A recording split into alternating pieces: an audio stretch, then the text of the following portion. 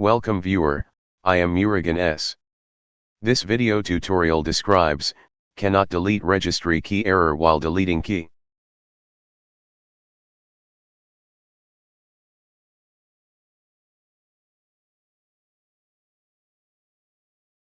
Right-click key, click permission.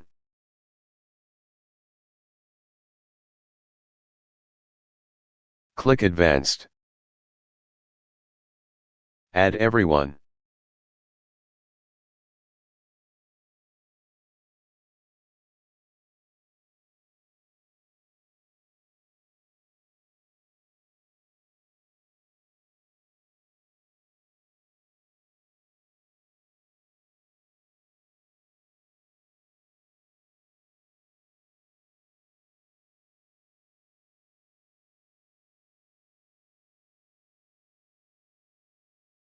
I hope this video tutorial helps to you.